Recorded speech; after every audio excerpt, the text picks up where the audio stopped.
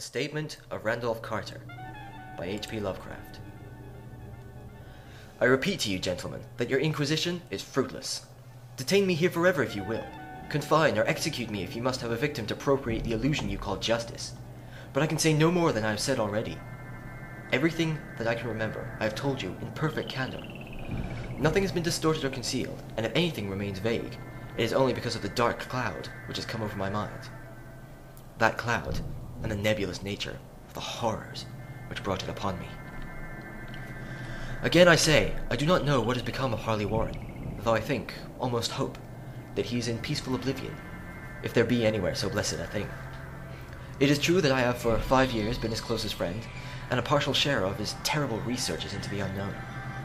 I will not deny, though my memory is uncertain and indistinct, that this witness of yours may have seen us together, as he says, on the Gainesville Pike, walking toward Big Cypress Swamp, at 11:30 on that awful night.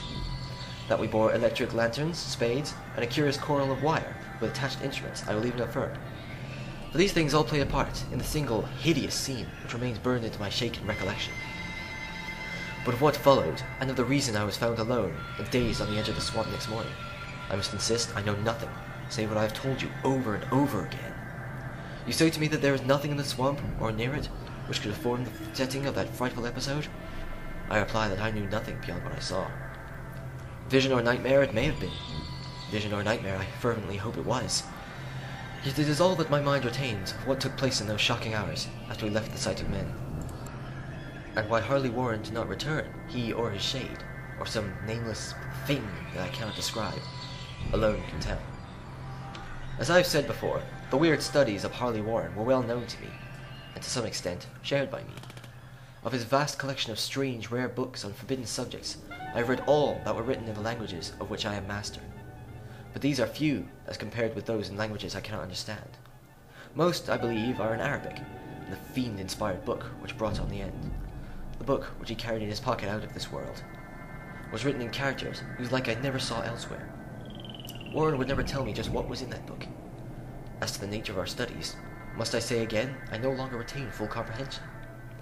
It seems to me rather merciful that I do not, for they were terrible studies, which I pursued more through reluctant fascination than through actual inclination.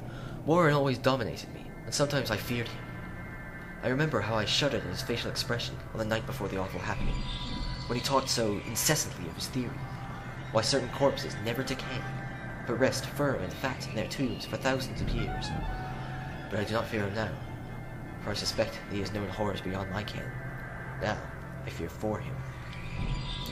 Once more, I say I have no clear idea of what our object on that night. Certainly it had much to do with something in the book which Warren carried with him, that ancient book in undecipherable characters which had come to him from India a month before. But I swear, I do not know what it was we expected to find. Your witness says he saw us at 11:30 at the Gainesville Pike, headed for Big Cypress Swamp. This is probably true, but I have no distinct memory of it. The picture seared into my soul is of one scene only, and the hour must have been long after midnight, for a waning crescent moon was high in the vaporous heavens. The place was an ancient cemetery, so ancient that I trembled at the manifold sides of immemorial years.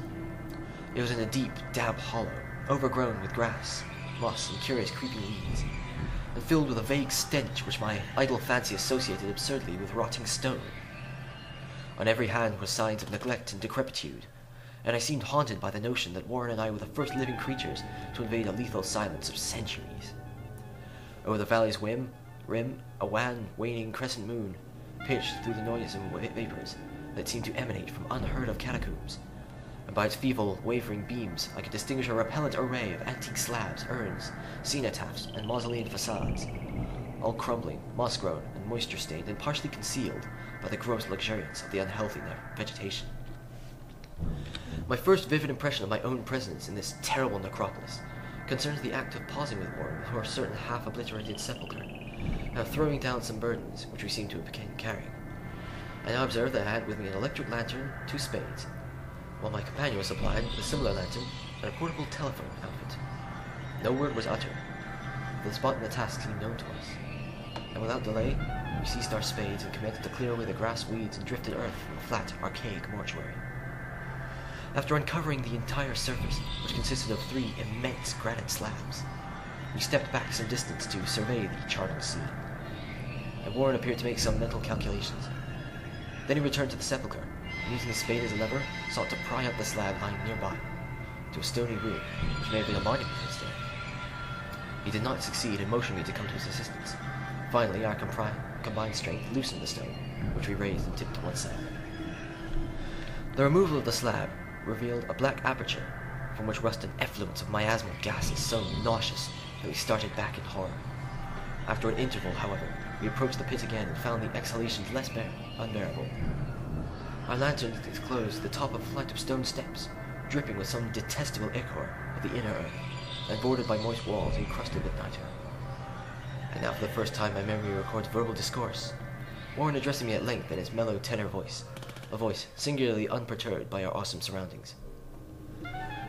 "I'm sorry to have to ask you to stay on the surface," he said, "but it would be a crime to let anyone with your frail nerves go down there. You can't imagine, even from what you've read and from what I told you, the things I shall have to see and do. It's fiendish work, Carter, and I doubt if any man without ironclad sensibilities will ever see it through and come up alive and sane. I don't wish to offend you, and heaven knows I'll be glad enough to have you with me, but the responsibility is in a certain sense mine. I couldn't drag a bundle of nerves like you down to probable death or madness. I tell you, you can't imagine what the thing is really like. But I promise to keep you informed over the telephone about every move. You see, I have enough wire to reach the center of the earth and back." I can still hear in memory those coolly spoken words, and I can still remember my remonstrances. I seemed desperately anxious to accompany my friend into those sepulchral depths. Yet, he proved inflexibly obdurate. At one time, he threatened to abandon the expedition if I remained insistent. A threat which proved effective, since he alone had the key to the thing. All this I can still remember, though I no longer know what manner of thing he sought.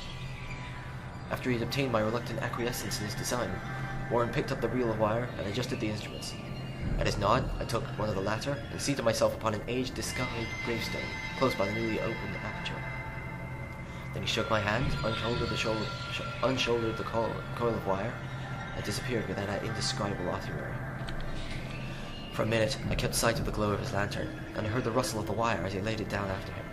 But the glow soon disappeared abruptly, as if a turn in the stone staircase had been encountered, and the sound died away almost as quickly. I was alone, yet bound to the unknown depths by the magic strands, whose insulated surface lay green beneath the struggling beams of that waning crescent moon. In the lone silence of that hoary and deserted city of the dead, my mind conceived the most ghastly fantasies and illusions, and the grotesque shrines and monoliths seemed to assume a hideous personality, a half-sentience.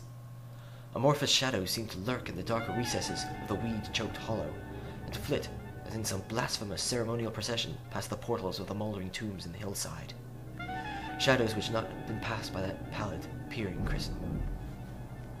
I constantly consulted my watch by the light of my electric lantern, and listened with feverish anxiety at the receiver of the telephone. But for more than a quarter of an hour, I heard nothing. Then a faint clicking came from the instrument, and I called down to my friend in a tense voice. Apprehensive as I was nevertheless unprepared for the words which came up from that uncanny vault, in accents more alarmed and quivering than any I had heard from Harley Warren. He who had so calmly left me a little while previously, now called from below in a shaky whisper, more portentous than the loudest shriek. "God, if you could see what I'm seeing!" I could not answer. Speechless, I could only wait. Then came the frenzied tones again. "Carter, it's terrible, monstrous, unbelievable." This time my voice did not fail me, and I poured into the transmitter a flood of excited questions. Terrified, I continued to repeat, "Warren, what is it? What is it?" Once more came the voice of my friend, still hoarse with fear, and now apparently tinged with despair. "I can't tell you, Carter. It's too utterly beyond thought. I dare not tell you. No man could know it and live. Great God, I never dreamed of this." Stillness again, save for my now incoherent torrent of shuddering inquiry. Then the voice of Warren in a pitch of wilder consternation. "Carter, for the love of God, put back the slab and get out of here if you can. Quick, leave everything else and make for the outside. It's your only chance. Do as I say, and don't ask me to explain." I heard, yet was able only to repeat my frantic questions. Around me were the tombs, and the darkness and the shadows. Below me, some peril beyond the radius of the human imagination. But my friend Carter was in greater danger than I, and though I fear I felt a vague resentment that he should deem me capable of deserting him under such circumstances. More clicking, and after a pause, a piteous cry from Warren. "Beat it! For God's sake, put that slab back and beat it, Carter!" Something in the boyish slang of my evidently stricken companion unleashed my faculties. I formed and shouted a resolution. "Warren, brace up, I'm coming down!" But at this offer, the tone of my auditor changed to a scream of utter despair. "Don't! You can't understand, it's too late! And my own fault. Put the slab back and run. There's nothing you can do, or anything can do now." The tone changed again, this time acquiring a softer quality, as of hopeless resignation, yet remains tense through anxiety for me. "Quick, before it's too late." I tried not to heed him. I tried to break through the paralysis which held me, and to fulfill my vow to rush down to his aid. But his next whisper found me still held inert to the chains of stark horror. "Carter, hurry! It's no use, you must go! Better one than two. The slab!" A pause, more clicking than the faint voice of Warren. "Nearly over now. Don't make it harder. Cover up those damn steps and run for your life. You're losing time. So long, Carter. Won't see you again." Here Warren's whisper swelled into a cry that gradually rose to a shriek, fraught with all the horror of the ages. "Curse these hellish things! Legions! My God! Beat it! Beat it! Beat it!" After that was silence. I know not how many interminable aeons I sat stupefied, whispering, muttering, calling, screaming into that telephone. Over and over again through these eons, I whispered and muttered, called, shouted, and screamed, "Warren! Warren! Answer me! Are you there?" And then there came to me the crowning horror of all. The unbelievable, unthinkable, almost unmentionable thing. I've said that eons seemed to elapse, after Warren shrieked forth his last despairing warning, and that my own cries now broke the hideous silence. But after a while, there was a further clicking in the receiver, and I strained my ears to listen. Again I called down, "Warren, are you there?" And in answer, heard the thing which has brought this cloud over my mind.